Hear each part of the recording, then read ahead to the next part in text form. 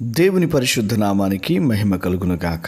భారత క్రైస్తవ మిషనరీ ఉద్యమంలో ఎఫ్ఎంపిబి పేరు తెలియని వారు ఉండరేమో.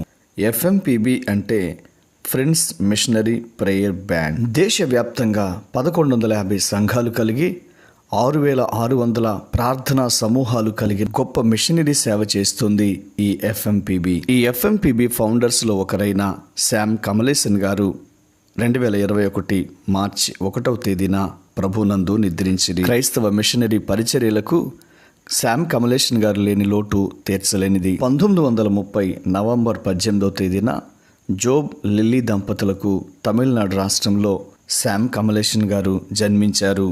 శామ్ కమలేసన్ గారు 4 సంవత్సరాల వయసులో ఉన్నప్పుడు తన తండ్రిని కోల్పోయారు. తన తల్లిగారు తన బంధువుల సహాయముతో చదివించటం ప్రారంభించారు. శామ్ కమలేసన్ గారి తల్లిగారు మంచి ప్రార్థనా పరురాలు. శామ్ కమలేసన్ గారు హై స్కూల్ విద్య ముగించిన తర్వాత తన తల్లి దేవుని మందిరానికి తీసుకుని వెళ్ళి ప్రార్థన చేసి ఆ బిడ్డను దేవుని సేవ కోసం ప్రతిష్ఠించింది.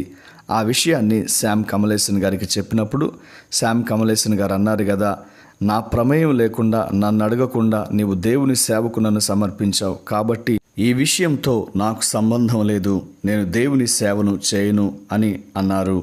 ఆ మాట విన్నప్పుడు కమలేసన్ గారి తల్లి మౌనంగా ఉండిపోయారు. మరియు కమలేసన్ గారు ఏమన్నారంటే, ఏ పనికి రాకపోతే అప్పుడు నేను దేవుని సేవ చేస్తాను అని అన్నారు. అప్పుడు కమలేసన్ గారి తల్లి అన్నారు, జాగ్రత్త, దేవుడు నీ మాటలు వింటున్నాడు. 1957వ సంవత్సరంలో యూనివర్సిటీ ఆఫ్ మద్రాస్లో బ్యాచిలర్ ఆఫ్ వెటర్నరీ సైన్స్ అనే విద్యను అభ్యసించారు. అలాగూ చదువుతున్న రోజుల్లో తన తోటి విద్యార్థి హిందూ మతం నుండి యేసుక్రీస్తును రక్షకునిగా అంగీకరించారు. తన స్నేహితుడు ఏమన్నాడంటే, నేను యేసును కలుసుకున్నాను అని అన్నారు. అందుకు కమలేసన్ గారు, మీరు యేసును ఎలా కలుసుకున్నారు అని విచిత్రంగా ప్రశ్నించారు. ఎందుకంటే యేసుని ఎలా కలుసుకోవాలో కమలేసన్ గారికి అప్పటికి ఇంకా తెలియదు. ఆ విధంగా కమలేసన్ గారు వెటర్నరీ విద్యను అభ్యసిస్తున్న సమయంలోనే దేవుడు సమరయ స్త్రీని సంధించినట్లుగా కమలేసన్ గారిని సంధించారు. సమరయ స్త్రీ ఎలాగూ దేవుని చేత సంధించబడి దేవుని సాక్షిగా మారిందో, అదేవిధంగా కమలేసన్ గారు కూడా దేవుని చేత సంధించబడిన వాడై దేవుని సేవకు తన జీవితాన్ని అర్పించుకున్నారు. 1960వ సంవత్సరంలో Asbury theological సెమినరీలో master of divinity చేశారు. ఆ తర్వాత 1971వ సంవత్సరంలో థియోలాజికల్ సెమినరీలో మాస్టర్ థియాలజీ చేశారు. అంతేకాకుండా ఎమోరీ యూనివర్సిటీ నుంచి డాక్టర్ ఆఫ్ సాక్రెడ్ థియాలజీ ఆయన చదివారు. 1961 నుంచి 1968 వరకు మద్రాసు రాష్ట్రంలో మెథడిస్ట్ చర్చి పాస్టర్గా పనిచేశారు. మళ్ళీ తిరిగి 1971 నుంచి 1974 వరకు మెథడిస్ట్ సంఘ కాపరిగా సేవలను కొనసాగించారు. 1974వ సంవత్సరంలో దేవుని పిలుపు మేరకు అమెరికా దేశానికి మిషనరీ పరిచర్య నిమిత్తమై వెళ్ళారు. వరల్డ్ విజన్ ఇంటర్నేషనల్ పాస్టర్స్ కాన్ఫరెన్స్కి 3 సార్లు వైస్ ప్రెసిడెంట్గా సేవలందించారు. అమెరికాలో మాత్రమే కాక భారతదేశంలో కూడా 2 మిషనరీ పరిచర్యలకు ఆయన వ్యవస్థాపకులుగా పనిచేస్తూ ఉన్నారు. ఒకటి ఎఫ్ఎంపిబి ద్వారా వేలాది మంది సేవకులను తయారు చేస్తూ మిషనరీ పరిచర్యల కోసం వారిని పంపిస్తూ వచ్చారు.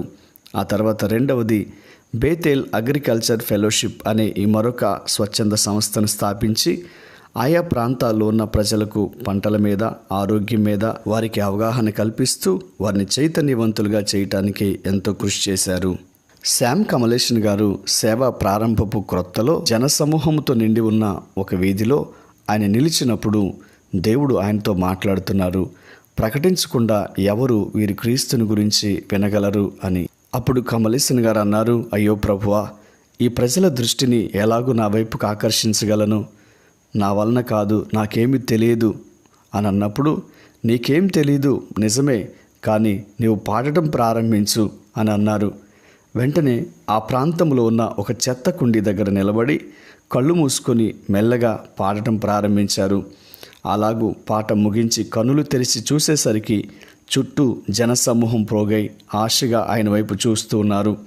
అప్పుడు యేసుక్రీస్తుని గురించి పరిచయం చేస్తూ ఆయన ఇంకా సజీవుడై ఉన్నాడు, నేను ఆయనను కలుసుకున్నాను, నేను ఆయనను తెలుసుకున్నాను, మీరు కూడా ఆయనను మీరు తెలుసుకోగలరు అంటూ యేసుక్రీస్తుని గురించి వారికి సువార్తను ప్రకటించారు.